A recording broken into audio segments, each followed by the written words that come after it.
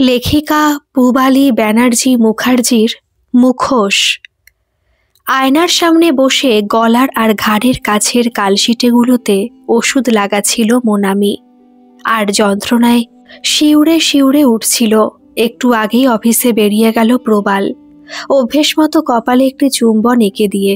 রাতে দেরি হলেও মোনামি যেন তৈরি হয়ে অপেক্ষা করে, সেটা পই পই করে মনে করিয়ে দিয়ে। এখন আয়নার সামনে বসে ওষুধ লাগাতে লাগাতে কেঁদে ফেলল মোনামি। এরকম পৈশাচিক অত্যাচার প্রবালের, কিন্তু কোনো ইতি কর্তব্য স্থির করতে পারছে না মোনামি কিছুতেই। সবে মাস চারেক হয়েছে বিয়ের, একদম দেখাশোনা করে বিয়ে। এমনিতে বিয়ের আগে কেউ কাউকে তো চিনতই না, কোনো কমন কারোর থ্রু দিয়েও কোনো পরিচয় বা আলাপ কিছু ছিল না।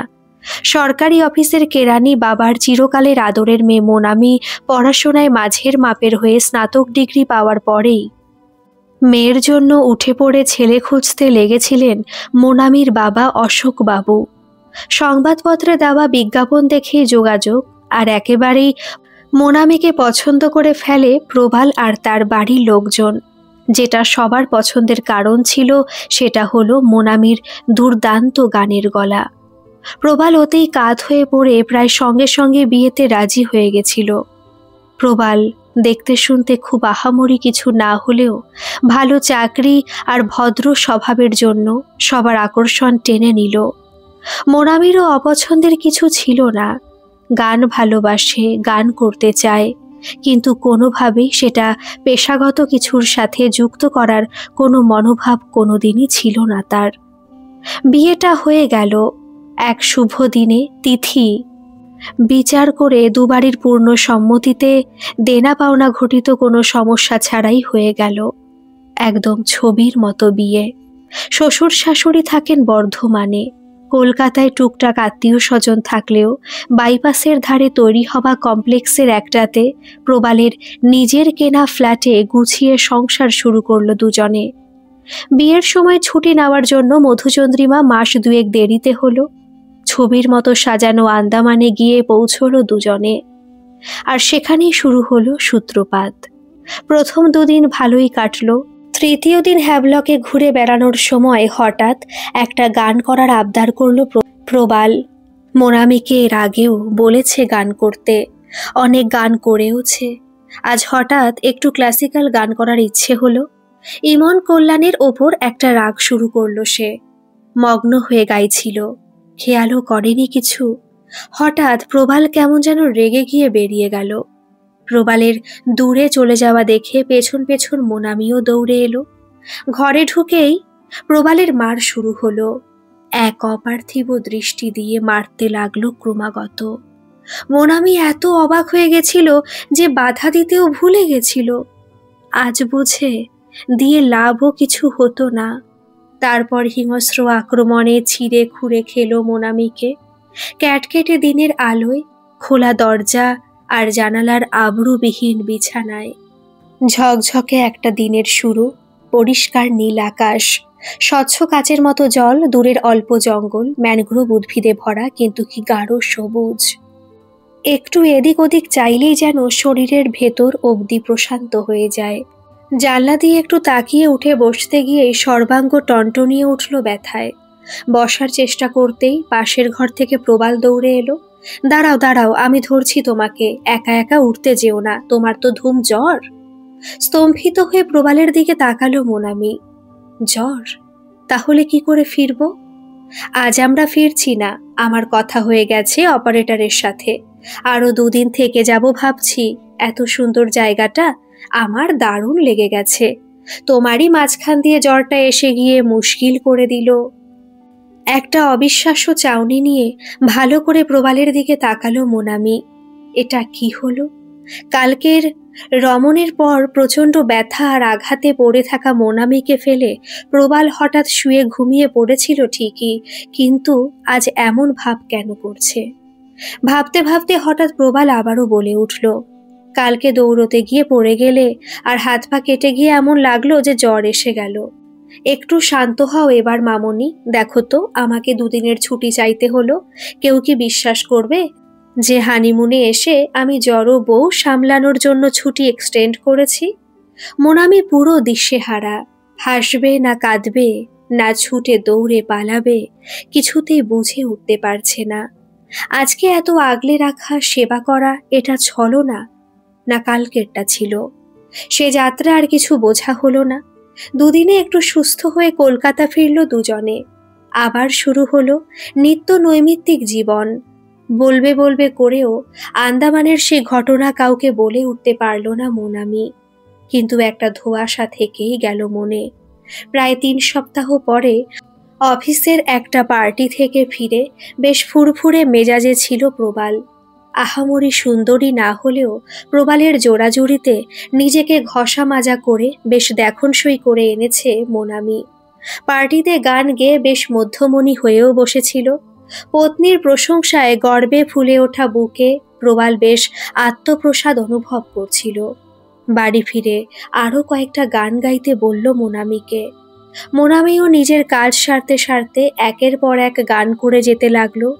কি অসহ্য সুখের এক পরিবেশ। বাথরুম থেকে বেরিয়ে শেষ গানটা গাইতে গাইতে বেরোতে গিয়েই হঠাৎ সামনে প্রবাল। ফুঁসছে হিংস্রতায়, চোখ জ্বলছে সাপদের মতো। চকিতে আন্দামানের স্মৃতি চলকে উঠল মোনামির মনে, কিন্তু পরমুহূর্তে সেটা আর স্মৃতি রইল না, হয়ে উঠল এক জ্বলন্ত বাস্তব। হুবহু পুনরাবৃত্তি আন্দামানের সেই ভয়ানক নরক দর্শনের। আতঙ্কে স্থবির হয়েছিল মোনামি।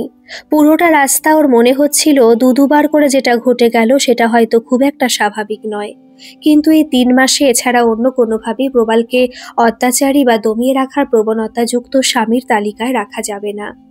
যথেষ্ট বুঝদার, যথেষ্ট প্রাপ্তমনস্ক, সংসারেও যতটা পারে সাহায্য করে।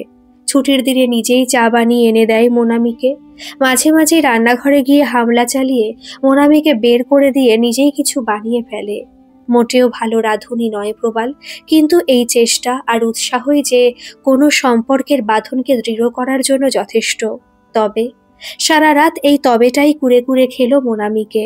অনেক ভেবে এটা বুঝলো যে বাড়িতে জানানো যাবে না এক্ষুনি।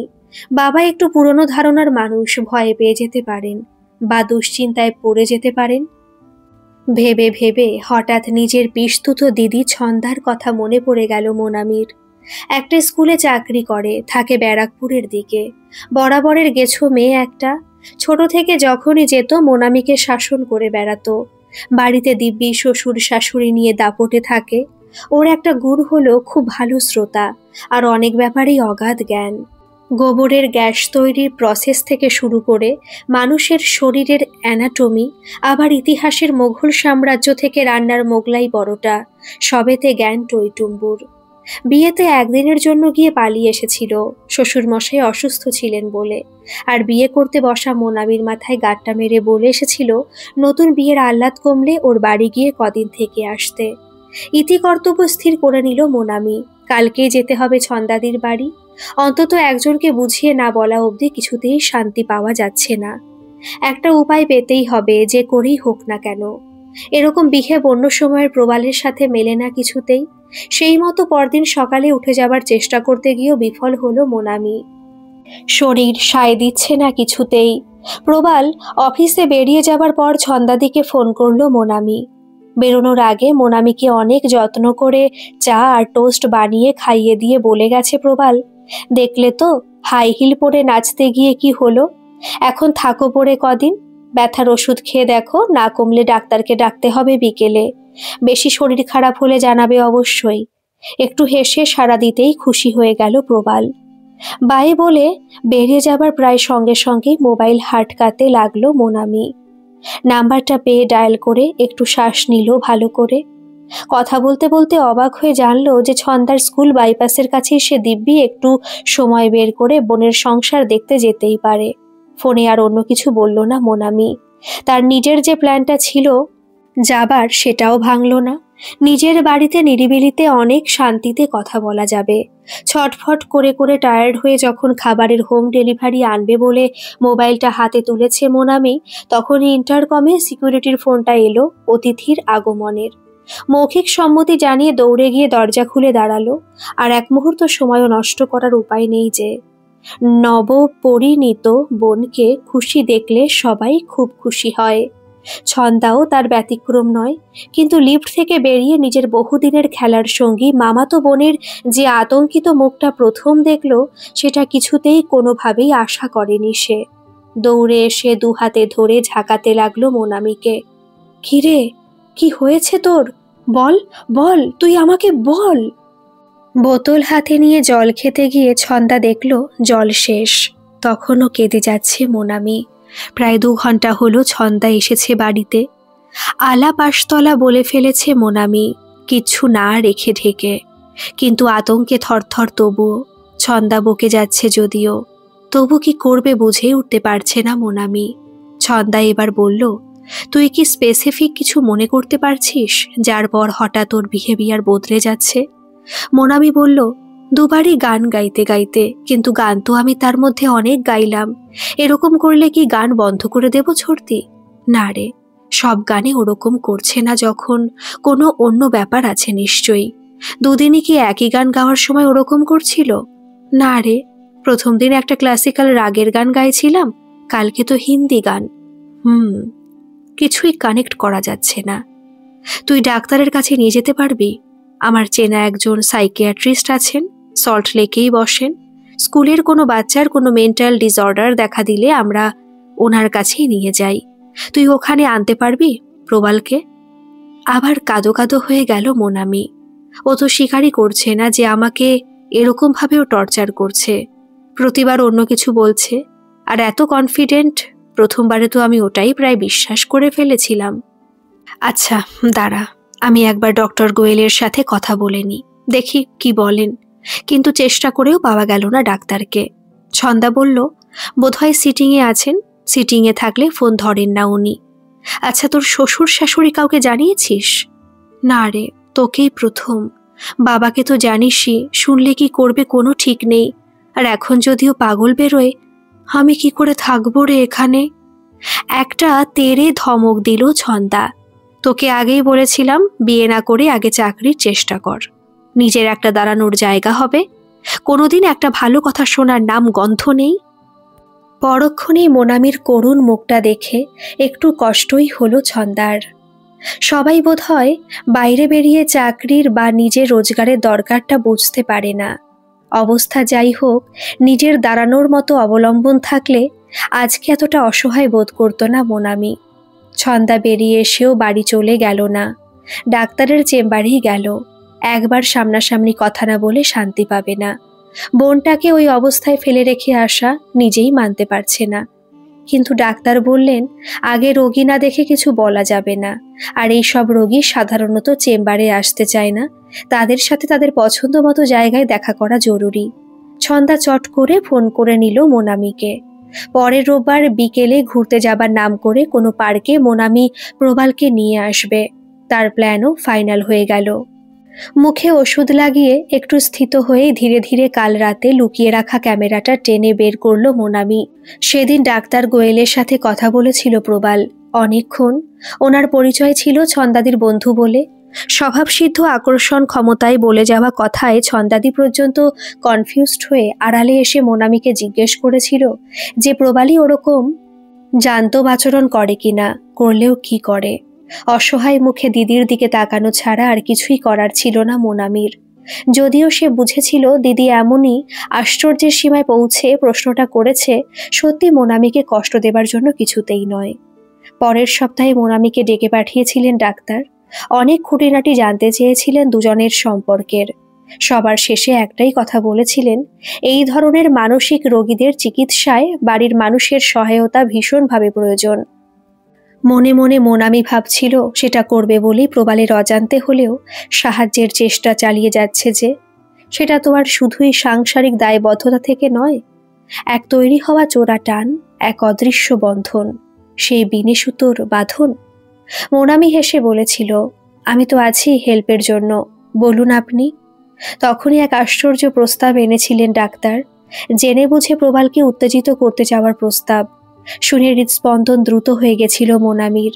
সেই 2 নিকষ কালো সময়ের কথা ভেবে কিন্তু আশ্বস্ত করেছিলেন ডাক্তার যে রোগের কথা তিনি ভাবছেন সেটা প্রবালের ক্ষেত্রে অতটাও ভয়ানক আকার ধারণ করেনি যাতে মোনামির প্রাণ সংশয় হয়।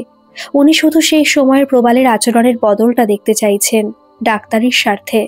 সেই মতো ডাক্তারের দেওয়া ছোট্ট লুকোনো ক্যামেরার নিচের দিকের কোনায় সেট করে তৈরি রেখেছিল মোনামি। প্রবালের বাড়িতে ঢোকার পরই চালিয়ে দিয়েছিল। তারপর খাওয়া দাওয়ার পর সময় মতো গুনগুন করে আন্দামানে গাওয়া রাগটা গাইছিল মোনামি। প্রথমে খুব একটা কিছু বদল ঘটেনি, কিন্তু করতে করতে গানটা একটু উঁচু স্কেলে যেতেই আবার বারবার 3 বার। কিন্তু এবারে আর অতটা অসহায় বোধ করল না মোনামি। প্রথম 2 বারের মতো তীব্র অভিঘাতের ঘোর তার কেটে গেছে। যতটা পারল নিজেকে বাঁচিয়ে চলল, শুধু প্রার্থনা করল যেন এটাই শেষবার হয় আর প্রবালের সমস্যাটার সমাধান খুব তাড়াতাড়ি সামনে চলে আসে। সেই মতো পরদিন সকালে নিজেকে সান্ত্বনা দেওয়ার থেকেও জরুরি ছিল সে ভিডিও ফুটেজটা ডাক্তারের হাতে তুলে দেওয়া।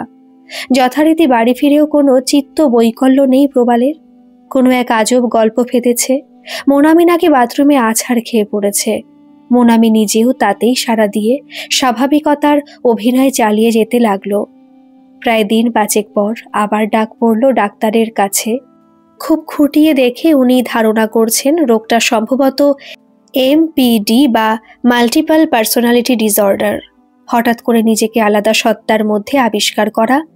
মোনামির করা ওই গানের মধ্যে সমস্যা আর সমাধানের চাবিকাঠি লুকিয়ে আছে, যা শুনলে মুহূর্তের মধ্যে নিজের সত্তা ছেড়ে প্রবাল হয়ে যাচ্ছে অন্য কেউ, সম্পূর্ণ অন্য মানুষ, অত্যাচারী, নিয়মবিহীন এক ধর্ষক।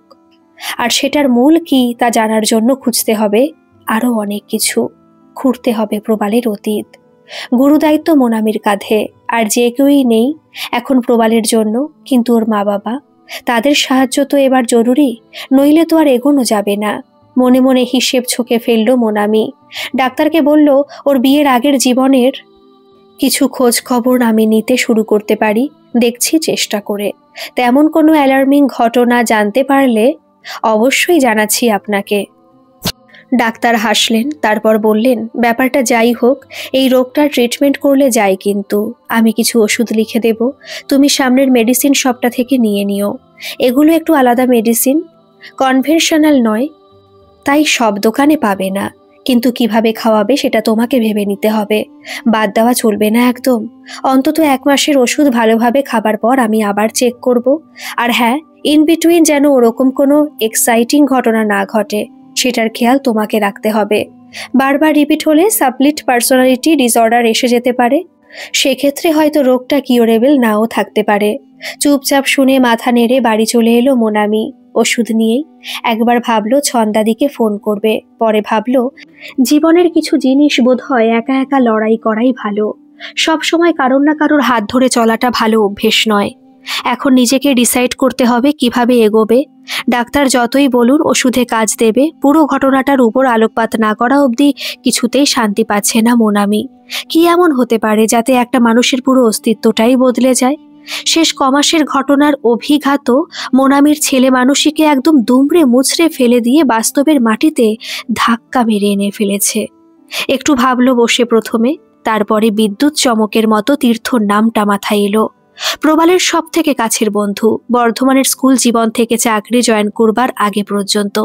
তারপরে দুজনের পোস্টিং আলাদা জায়গায় হবার কারণে ছাড়াছাড়ি। বিদেশে থাকার কারণে ওদের বিয়েতেও আসতে পারেনি তীর্থ। যদি হস্টেল বা কলেজে কিছু হয়েও থাকে, তীর্থর অন্তত জানা উচিত। একটু ইতিউতি করছিল মোনামি। তীর্থর সাথে কবার ভিডিও কল করে কথা হয়েছে বটে, কিন্তু অতটা ক্লোজনেসও হয়নি যে নিজের বেডরুমের ঘটনা জানানো যাবে। কিন্তু আর কোনো উপায়ও তো নেই। ভেবেচিন্তে ফেসবুকে একটা মেসেজ ছেড়ে রাখলো মোনামি। কপাল ভালো, রাতে প্রবাল ফেরার আগে টুংটাং মেসেজে তীর্থর উত্তর। বন্ধুর বউয়ের সাথে মাপা হাসি মশকরা করা কথাবার্তা। মোনামি একটু জবাব দিয়ে বলল, জরুরি একটা কথা ছিল তীর্থদা তোমার সাথে, একবার কথা বলা যাবে কি? কিছু অন্যরকম আজবে ফোন করলো তীর্থ, প্রায় সঙ্গে সঙ্গেই। মোনামির মুখে সব শুনে একটু চুপ করে রইল তীর্থ, তারপর বলল, শোনো মোনামি, আমি তোমাকে তো আসলে খুব ভালোভাবে চিনি না, কিন্তু যে কষ্টটা তুমি পেয়েছো বা পাচ্ছ সেটা সহ্য করেও যে আমার বন্ধুকে ঠিক করার জন্য উঠে পড়ে লেগেছো, তাতে সত্যি তোমাকে রেসপেক্ট না করে পারছি না আমি। তবে কলেজ বা হস্টেল লাইফের কোনো তেমন ঘটনা আমার মনে পড়ছে না যেটা ওর মধ্যে এরকম ইম্প্যাক্ট ফেলতে পারে। পুরো সময়টা আমরা একসাথেই থাকতাম, এক জায়গায় হবার সুবাদে। তবে স্কুলে আর স্কুলের বাইরের সময় তো আমার সাথে থাকতো না, তাই ওই সময়ের কথা বলতে পারবো না। তবে তুমি স্কুলের কথা জানতে চাইলে কাকুই তো বলে দিতে পারে। একবার জিজ্ঞেস করে দেখো না কাকুকে। আচ্ছা, তাহলে কলেজের পার্টটা এরকম কোনো সিরিয়াস ইনসিডেন্ট থেকে বাদ দিচ্ছি, ঠিক আছে তো? আর একটা কথা, তোমার সাথে যে আমার এরকম কথা হয়েছে এটা ওকে কিছুতেই জানিও না, কিন্তু ও পুরো ব্যাপারটাই অ্যাকসেপ্ট করছে না এখনো। ওকে ওকে, ডান, আমি বুঝতে পারছি, নো প্রবলেম, একদম স্পিকটি নট।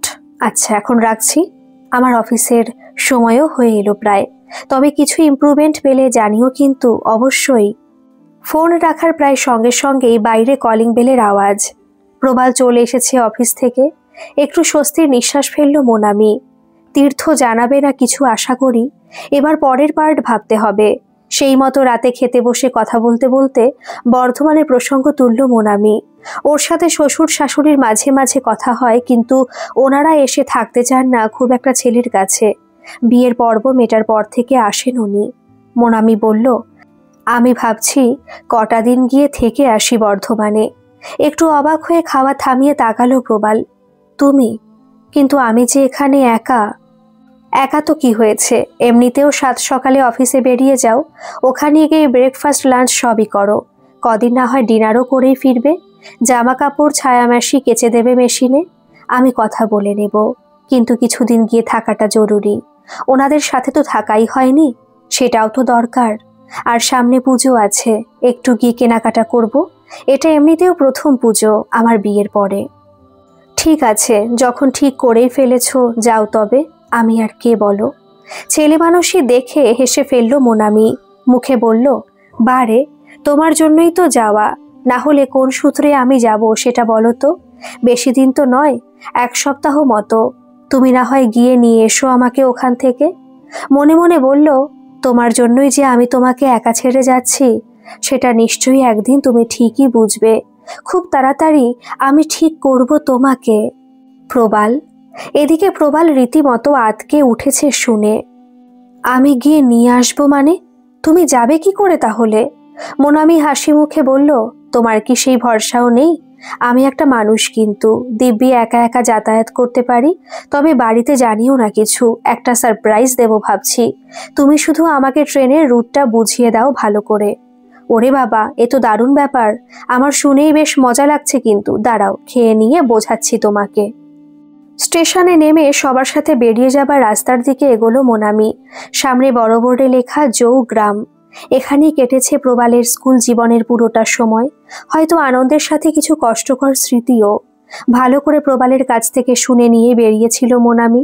প্রথমে একা ছাড়তে রাজি না হলেও উপায়ান্তর না দেখে মোনামির শান্ত অথচ দৃঢ় জেদের কাছে হার মেনে ভালো করে বুঝিয়ে দিয়েছে প্রবাল কিভাবে কোন ট্রেনে যাবে মোনামি। আর সময়টা দুপুরের দিকে হলেই ভালো হয়, যাতে অফিসের ভিড়ভাট্টায় বেশি সমস্যায় না পড়তে হয়। সেই মতো চলেই আজকে গন্তব্যস্থলে যাবার স্টেশনে নেমেছে মোনামি। এখনো প্রবালের মা বাবাও কিছুই জানে না। অন্য কোনো কারণ নয়, হঠাৎ মোনামি একা যাচ্ছে শুনলে চিন্তায় পড়ে যেতে পারেন। হয়তো স্টেশনে নিতে আসতে চাইতে পারেন। সেসব চায় না বলেই জানানোটা উচিত মনে করেনি মোনামি। রিকশা পেয়ে যাবে বলেছিল প্রবাল, কিন্তু বাস্তবে যেখানে যাবার সেই পাড়ায় টোটো ছাড়া এখন আর কিছু যায় না। সেটা মোনামি স্টেশনের বাইরে বেরিয়ে জানতে পারল। উঠে বসে যাবার পথে সে স্কুলটা পড়ল যেখানে পড়তো প্রবাল। বিয়ের পর যে কদিন ছিল এখানে, কলকাতা যাবার আগে, তার মধ্যে ছোট্ট সুন্দর শহরটা ঘুরে দেখেছে মোনামি। স্কুলটা দেখে সেই স্মৃতি আবার মনে পড়ে গেল। একটা শ্বাস ছাড়ল মোনামি। তখনও জানতো না কি অপেক্ষা করে আছে ওর জন্য, বা আবার এভাবে ফিরে আসতে হতে পারে বলে। জীবন সত্যি বড় চমকপ্রদ। কোন বাকে কি আছে কেউই জানে না আসলে। হঠাৎ মোনামির আগমন যেন এক ঝলক হাওয়া বইয়ে আনলো বাড়িতে। প্রবালের মা বাবা খুশিতে কি করবেন বুঝেই উঠতে পারছিলেন না। একটু চিন্তাও প্রকাশ করলেন প্রবালের একা থাকার জন্য। হাসি মুখে সবার কথার সন্তুষ্টিজনক উত্তরই দিল মোনামি একে একে। কলকাতা থেকে কেনা জামা কাপড় পেয়ে সবাই খুব খুশিও, আরো বেশি খুশি মোনামি কদিন থাকবে শুনে। এভাবেই কেটে গেল দিনটা। রাতে শোবার আগে শাশুড়ি মার সাথে গল্প করতে করতে হঠাৎই প্রসঙ্গটা তুলল মোনামি। জিজ্ঞেস করলো কখনো কোনো মানসিক সমস্যায় পড়েছে কিনা প্রবাল। প্রথমে প্রশ্নটাই ভালো বুঝতে পারলেন না উনি। পরের বার জিজ্ঞেস করাতে একটু যেন চিন্তায় পড়ে গেলেন। তারপর বললেন, তোমার কি পুলুর সাথে কোনো প্রবলেম হচ্ছে মোনামি? আমাকে একটু খুলে বলবে কি? মোনামি একটু অসহায়ের মতো বলল, না মা, তেমন কিছু নয়, কিন্তু মাঝে মাঝে শুধু। ও তেমন কিছু নয়, ছেড়ে দাও। একটু খড় দৃষ্টিতে ভালো করে মোনামিকে দেখে নিলেন শাশুড়ি। তারপর বললেন, আমরা কিন্তু তোমাদের মধ্যে থেকে কোনো সমস্যাও করতে চাই না বলেই তোমাদের মাঝে যাইনি। আমার ছেলেটাকে একটু দেখে রেখো কিন্তু। মোনামি বুঝে গেল ভুল জায়গায় কোপটা মেরে ফেলেছে। যতই নিজের মতো ভালোবাসুন, মোনামি ও বাড়িতে এখনো বাইরেরই মেয়ে, বাড়ির বউ মাত্র। কিন্তু সেটা নিয়ে পড়ে থাকার সময় এটা নয়। আগে প্রবালের সমস্যার সমাধান জরুরি। সঙ্গে সঙ্গে প্রসঙ্গ বদলে ফেলল সে। জিজ্ঞেস করল, ও তো গান খুব ভালোবাসে, কখনো নিজে শিখেছিল নাকি গো? হ্যাঁ, শিখতো তো, কিন্তু সেতার শিখতো। গলায় তোর বরাবরই প্রবলেম, সেই জন্য ইনস্ট্রুমেন্টাল শিখতো। কিন্তু এটা কেন জিজ্ঞেস করছো? একটু ধাতস্থ হয়ে নিল মোনামি প্রথমে, অত ভাবেনি প্রথমে। হঠাৎই মাথায় এসে গেছিল প্রশ্নটা। সেভাবেই হঠাৎ মনে হলো, যেভাবে গান শুনে খেপে ওঠে প্রবাল, এই শেখার সাথে কি কোনো সম্পর্ক আছে সেই মানসিক সমস্যাটার? চকিতে নিজেকে গুছিয়ে নিল মোনামি। একটু ভেবে না কথা বললে ব্যাপারটা উল্টে ঘুরে ওর দিকেই চলে আসতে পারে। বলল, না, ভাবছিলাম এর আগের বার তো সব ঘুরে দেখা হয়নি সেভাবে, এবার একটু তোমার সাথে ঘুরবো ভাবছি। ওর স্কুলে গেছিলাম, ছোটবেলার স্কুলে, কিছু বন্ধুদের বাড়ি, কিন্তু সেতারেরটা বোধহয় মিস হয়ে গেছে। যাবে আমাকে নিয়ে? না, সে না যাবার তো কিছু নেই। তিথি তো কাছেই থাকে, বিয়ে থাও করেনি মেয়েটা, একাই থাকে, শুধু ওই নিয়েই পড়ে আছে। নিয়ে যাব না হয় তোমাকে এর মধ্যে। ওই নিয়েই মানে? মানে ওই গান, সেতার, নাটক, ও সব নিয়েই আছে। আর কেউ নেই বাড়িতে? আছে তো, একটা ছোট কাজের ছেলে থাকে সাথে। মা বাবা বহুদিন হলো মারা গেছে। শুনেছি নাকি রেল লাইন থেকে কুড়িয়ে এনেছিল ওকে। ছোট থেকে দারুণ গানের গলা। সেতার, গিটার তো পরে শিখিয়েছিল মুন্সি মাসিমা মেসোমশাই। তবে ওকে ওভাবে তুলে আনার জন্য বাড়ির আত্মীয় স্বজনের সাথে যোগাযোগও বন্ধ হয়ে গেছিল ওনাদের। রাস্তা থেকে কুড়িয়ে আনা মেয়ে তো কেউ মেনে নেয়নি আর কি। পড়াশোনা করেছিল কিছুটা, কিন্তু এই লাইনেই গেছিল শেষে। নিয়ে যাবক্ষণ একদিন তোমায়, এখন ঘুমাও গিয়ে। পরদিন রান্নাঘরে কাজে হেল্প করতে গিয়েও ফিরে এলো মোনামি। শাশুড়ি মা কিছুতেই ঢুকতে দেবেন না, এটা পুরো ওনার জায়গা। দুদিনের জন্য এসেছে মোনামি, হাত না পোড়ালেও চলবে। প্রবালকে ফোন করতে হবে ভেবে মোবাইলটা হাতে নিতেই প্রবালের ফোন। কি ব্যাপার গো, ওদিকে গিয়ে আমাকে একেবারে ভুলে গেলে যে ম্যাডাম? আর তোমার বিরহে আমার যে কি অবস্থা। একটু থাকো মশাই কদিন একা একা, আমি তো যাবই চলে। তুমি ঠিক আছো তো? এতাল বেতাল কথা বলার পরই হঠাৎ করে একটু গলাটা আস্তে করে জিজ্ঞেস করলো প্রবাল, মার সাথে কি তোমার কিছু হয়েছে নাকি গো? মার সাথে? না তো, কিন্তু কেন? আমাকে আজকে সকালে ফোন করে তোমার খোঁজ খবর নিচ্ছিল, তুমি কেমন মেয়ে নাকি এতদিন পর, তাই একটু চিন্তায় পড়ে গেলাম। তুমি গেছো ওদের কাছে, কোথায় খুশি হবে তা না। যাকগে, ছাড়ো মার কথা, আমার কথা ভাবো, আর তাড়াতাড়ি ফিরে এসো। ফোনটা রেখে একটু ভাবলো মোনামি, চালে একটু বেশি ভুল হয়ে গেছে নাকি? কিন্তু অত ভাবার কিছু নেই। মোনামির মন বলছে তিথির বাড়িতে গেলে কিছু একটা জানা যেতে পারে, হয়তো কোনো ক্লু। সেদিন আর হলো না, তার পরের দিনও নয়। আত্মীয়দের বাড়ি যাতায়াত করতে করতে তিথির বাড়িটা দেখে রাখলো মোনামি। আরো দুদিন বাদে একাই বিকেলে রাস্তায় ঘুরতে ঘুরতে তিথির বাড়ির সামনে এলো।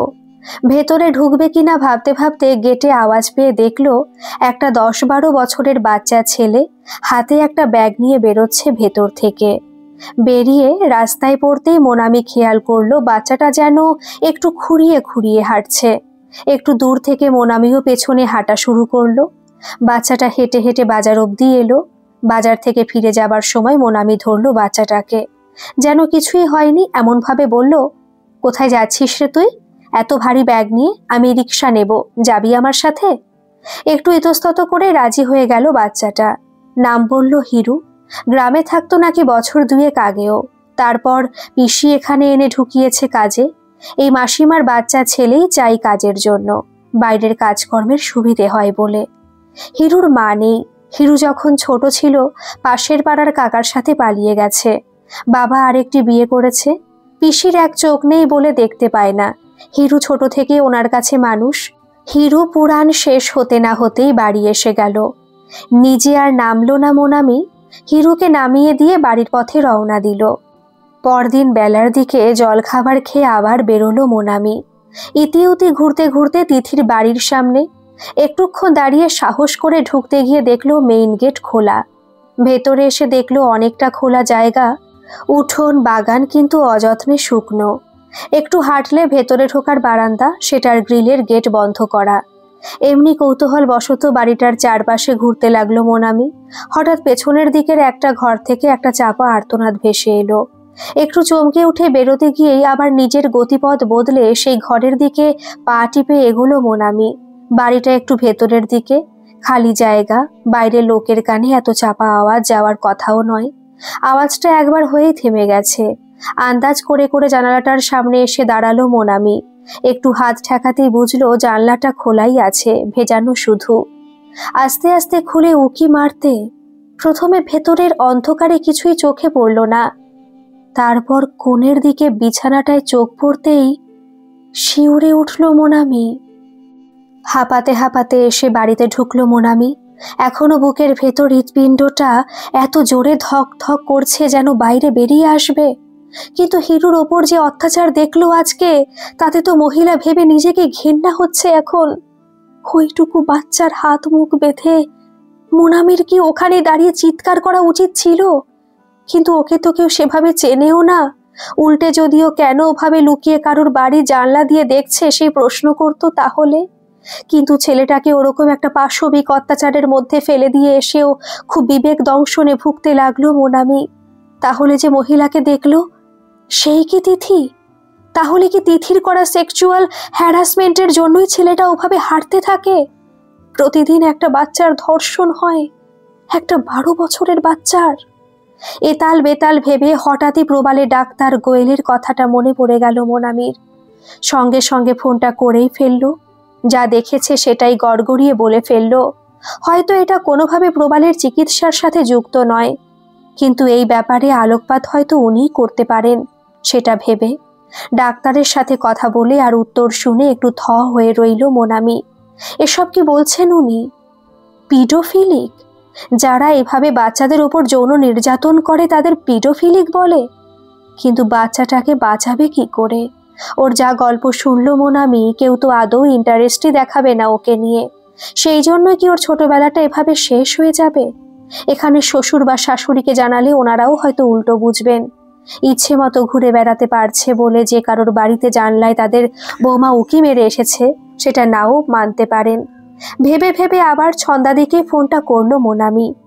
আসতে না পারুক, সাথে কথা বললেও তো হেল্প হতে পারে। ছন্দা তো শুনেই এক চোট ঝাড় দিল। মোনামি এভাবে না জানিয়ে একা একা অচেনা জায়গায় এসে ঘুরে বেড়াচ্ছে শুনে, কিন্তু পুরোটা শুনে তীর্থর মতোই বলল, তুই যে এত চেষ্টা করে যাচ্ছিস, তোর দিদি হিসেবে আমার ভীষণ গর্ব হচ্ছে রে। কিন্তু এখন শোন, আমাদের স্কুল থেকে বছরে 2 বার মেডিকেল কাউন্সিলের ক্যাম্প বসে। সব বাচ্চাদের সাথে ওরা আলাদা কথা বলে, কেউ কোথাও এভাবে সেক্সুয়ালি হ্যারাস হচ্ছে কিনা জানার জন্য। বেশ কিছু এনজিও এর সাথে যুক্ত আছে, শিশু সুরক্ষা কমিটি আছে। এভাবে কারোর বাড়িতে ঢুকে কিছু করতে যাস না। আমি দেখছি কিছু করতে পারি কিনা। বাচ্চাটাকে বের করে আনতে হবে আগে। তুই আগে একটু ঠান্ডা হ। সব থেকে বড় কথা, তোর শ্বশুর শাশুড়ি ওখানকার স্থানীয় মানুষ, ওরা যেন এখনই এসব কিছু বুঝতে না পারে। মোনামি বরাবরের শান্ত ঠান্ডা মেয়ে, বাবার ছত্র ছায়ায় থেকে বড় হওয়া। কখনো জীবনের এত জটিল দিকগুলোর ভেতরে ঢুকতে হবে সেটাই ভাবতে পারেনি। আর আজকে শুধু প্রবালের জন্য কোথায় কোথায় খোঁজ খবর করে বেড়াতে হচ্ছে। তাও যদি সেই কাজটা একটু এগোতো, এখন তো উল্টে অন্য লাইনে ঢুকে পড়ল মোনামি। বাড়িতে আজকে একটু অন্যমনস্ক ছিল মোনামি। শ্বশুরমশাই কর্মজীবনের কিছু মজার গল্প বলছিলেন, কিন্তু সেটা যেন কানে ঢুকছিল না মোনামির। কোথাও একটা লিঙ্ক এসে মাথাটা ধরিয়ে দিচ্ছিল। রাতের দিকে আবার ফোন করলো ছন্দা। শোন, কালকে আমরা যাচ্ছি জৌগ্রামে। মানে? রীতিমতো অবাক মোনামি। মানের কিছু নেই। আমরা মানে দুজন এনজিওর মহিলা, একজন রিপোর্টার আর আমি। তার আগে তোদের ওখানকার পুলিশ স্টেশনে যেতে হবে একবার। প্রেসের লোকটা বলল সাথে একজন মহিলা কনস্টেবল থাকা জরুরি। তোর ওই তিথি ছেলেটাকে না ছাড়তে চাইলে বা কোনো সমস্যা তৈরি করলে কাজে দেবে তখন। কিন্তু তিথিকে এভাবে খোলা ছেড়ে দেবে? আবার যদি কারোর সাথে ওরকম করে বেড়ায়? সেটা বাচ্চাটা কমপ্লেন করলে করা যাবে। এসব কেসে আজকাল স্ট্রিক্ট আইন আছে। আগে ওকে বাঁচাই গিয়ে। আমি যাব না? তুই? হ্যাঁ, তোর কথা ভাবিনি অবশ্যই। অন্তত বাড়িটা দেখানোর জন্য তোকে থাকতেই হবে। আমি ওখানে পৌঁছে তোকে ফোন করে দেব আর বলে দেব কোথায় আসবি। ঠিক আছে বলে ফোন কেটে দিয়ে ঝুপফুস হয়ে বসে রইল মোনামি। জল যে কোথা থেকে কোন দিকে গড়াচ্ছে সেটা সে নিজেও বুঝতেই পারছে না। পরদিন সকালবেলায় ফোনের ভাইব্রেশনের আওয়াজে ঘুমটা ভেঙে গেল মোনামির। ছন্দাদি নামটা দেখেই ধরে ফেলল। কদিন ধরে শাশুড়ি মায়ের সাথে ঘুমোচ্ছিল সে। কাল রাতে কিভাবে একাই শুয়েছে। এখন ওর এত খোঁজ খবরের বিন্দু বিসর্গ জানেন না ওনারা। জানলে কি করবেন সেটা ভেবে আর নতুন করে টেনশন নিলই না মোনামি। আমরা আর ঘণ্টাখানেকের মধ্যেই বেরোবো। ছন্দাদি বলল, তুই রেডি তো? আমি ঘুমাচ্ছিলাম তো। আমি কি করব? কি করবি মানে?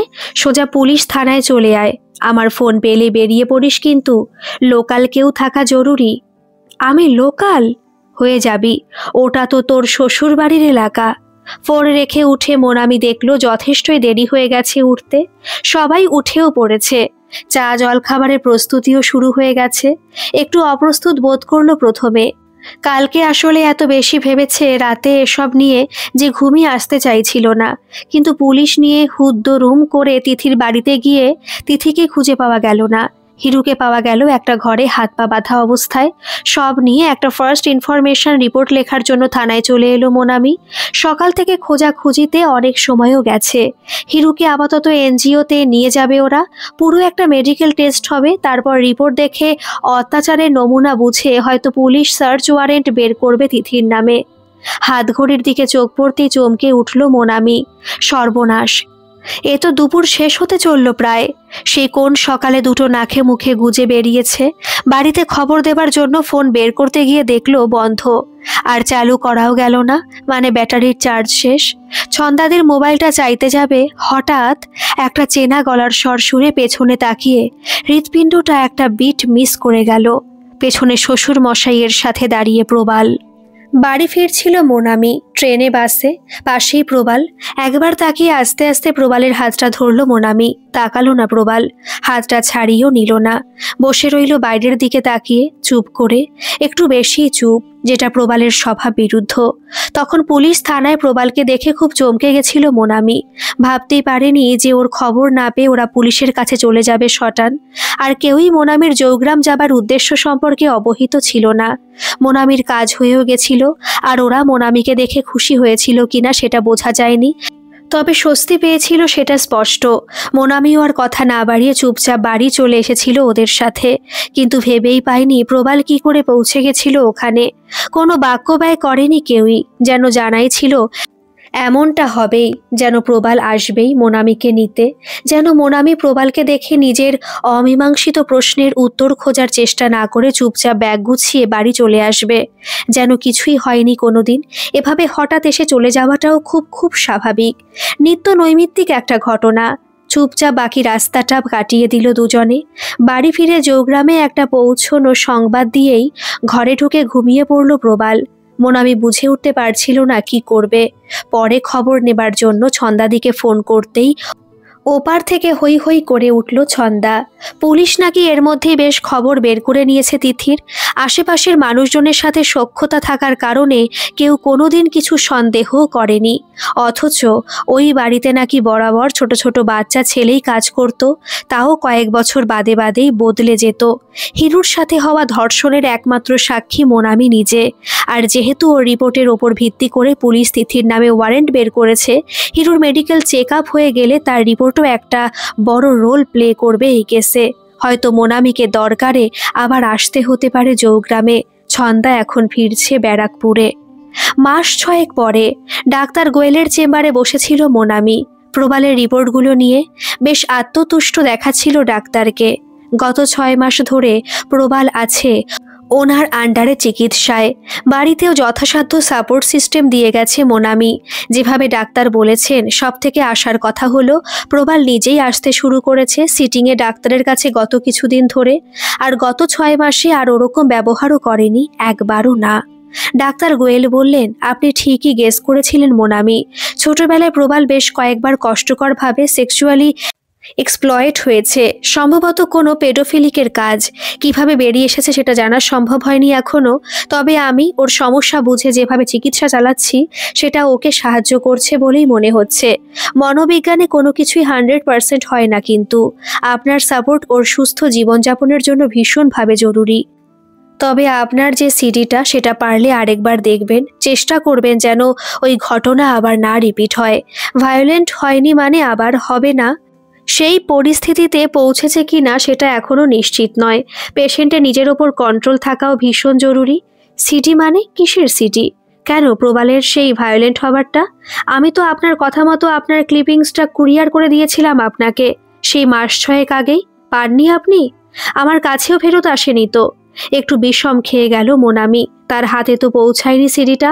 যতদূর মনে পড়ছে মুখে বলল, বোধহয় পেয়েছি, খুঁজে দেখতে হবে। তবে দেখে নিয়ে আপনাকে জানাবো আবার, দরকার হলে যোগাযোগ করছি এর মধ্যে। চেম্বার থেকে প্রায় দৌড়তে দৌড়তে বাড়ি ফিরল মোনামি।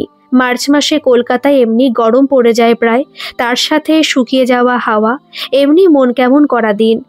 বাড়ি তন্ন তন্ন করে খুঁজেও কোনো সিডি পেল না মোনামি। কি ভেবে প্রবালের অফিসিয়াল ফাইলের জায়গাটা খুঁজতে গিয়ে একটা সিডি চোখে পড়ল। বিশেষ কিছু না লেখা, একটু যেন ন্যাড়া ন্যাড়া। দৌড়ে গিয়ে ল্যাপটপটা চালাতেই শেষবারের মতো হওয়া ভয়াবহ রাতটা উঠে এলো চোখের সামনে। এবার একটু যেন আভাস পাচ্ছিল মোনামি সেবার হঠাৎ কাউকে না জানিয়ে প্রবালের জৌগ্রামে চলে যাওয়াটাকে। রাতে খেয়ে উঠে প্রবালকে জিজ্ঞেস করলো মোনামি, আচ্ছা, কখনো এমন কি কিছু হয়েছে যে আমার নামে কিছু এসেছে আর তুমি রিসিভ করে আমাকে দিতে ভুলে গেছো? অতর্কিত হামলায় একটু চমকে গেল যেন প্রবাল। তারপর আস্তে আস্তে বলল, তুমি সিডিটার কথা বলছো না? বারবার ওটা দেখেছিলাম জানো, যখন তুমি ছিলে না। প্রথমে বুঝতেই পারছিলাম না ওটা কি, কেন, কিভাবে হচ্ছে। মোনামি গিয়ে হাত রাখলো প্রবালের হাতে। কষ্টটা যে বলে দিতে হয়, না হলে কমে না, এটা জানো না তুমি? প্রবাল একটু অস্থির চোখে তাকালো মোনামির দিকে। তারপর বলল, কাকে বলবো বলো? তখন প্রতিদিন বাড়ি এসে বলতাম, মাকে বলতাম, মা আমার কষ্ট হয়, মা আমি আর শিখতে যাব না ওখানে। মা তো শুনতেই চাইতো না। একদিন বাবাকে বললাম, বাবা বলল, ছিছি, একটা ছেলে হয়ে এসব বলছিস? লোকে শুনলে কি বলবে বলতো? ওসব মনের ভুল, না ভেবে মন দিয়ে সেতারটা শেখ। তখন আমি অত ছোট, বোধহয় 4 কি 5-এ পড়ি, বুঝতেই পারতাম না তো কিছু। আসলে সেতার অত ভালোবাসতাম, সেটাও বাড়িতে এসে ছুতে পর্যন্ত ভয় করত। আর জানো, তিথিদির প্রিয় রাগ ছিল ইমন কল্যাণ। ওটা রেকর্ডে বাজালেই আমাকে একা শেখাতে ডাকতো জানো। কেউ আমার কথা শুনতো না, শুনতে পেতই না। ভাবতো প্র্যাকটিস চলছে, আর আমার মা বাবা আমার কথা বিশ্বাস করেনি। আর কাকে বলতাম বলো? শেষে কেঁদে কেঁদে যাওয়া ছেড়েছিলাম, কিন্তু সঙ্গীতের ওপরের ভালোবাসাটা ছাড়তে পারিনি। কোনোদিন কোনো বান্ধবী ছিল না জানো। তোমাকে দেখতে গিয়ে তোমার গান শুনে এত ভালো লেগে গেল, মনে হলো এই সেই মেয়ে যার সাথে আমি খুব ভালো থাকবো। কিন্তু ইমন কল্যাণ যে আমার ভেতরটা তছনছ করে দিয়েছে চিরদিনের মতো, নিজেই বুঝতে পারিনি। মোনামি চুপ করে শুনছিল আর হাত বোলাচ্ছিল প্রবালের মাথায়। ভেতরটা বিদীর্ণ হয়ে যাচ্ছিল বুক মোচড়ানো এক অপরিসীম কষ্টে। যখন নিজের মা বাবাও সন্তানের বেদনা বোঝার চেষ্টা করেন না নিজেদের ঠুনকো সামাজিকতার বন্ধনে, তখন সেই সন্তান যে মাল্টিপল পার্সোনালিটি ডিসঅর্ডারের শিকার হবে সেটার আশ্চর্য কি? একটু থেমে প্রবাল বলল, মার সাথে আমার কথা হয়েছে আজই। তোমাকে জানানো হয়নি তিথিদি পুলিশের হাতে ধরা পড়েছে। আরও কয়েকজন কমপ্লেন করেছে। হিরুর কেসটা জানাজানি হবার পরে সলিড গ্রাউন্ড হয়েছে অনেকটা। থ্যাঙ্কস মোনামি, আমার জন্য তুমি একা অনেক রিস্ক নিয়েছো ঠিকই, কিন্তু আমি বেশি খুশি হয়েছি তুমি আমার মতো আরও অনেকের নিরপরাধ কৈশোরটা ফিরিয়ে দিলে বলে। হঠাৎ উঠে গিয়ে সিঁড়িটা নিয়ে এসে মুচড়ে ভেঙে ফেলল প্রবাল। তারপর বলল, সিঁড়ির প্রবাল সিঁড়িতেই থাকুক।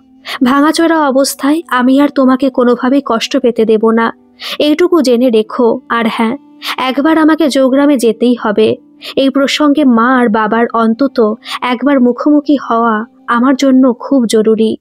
স্বস্তির নিঃশ্বাস ফেলল মোনামি। হয়তো এবার তাদের সুস্থ স্বাভাবিক দাম্পত্যের শুরু অবশেষে। গল্পটি কেমন লাগলো অবশ্যই কমেন্ট করে জানাবেন, আর ভালো লাগলে একটা সাবস্ক্রাইব করে আমার পাশে থাকবেন। ধন্যবাদ।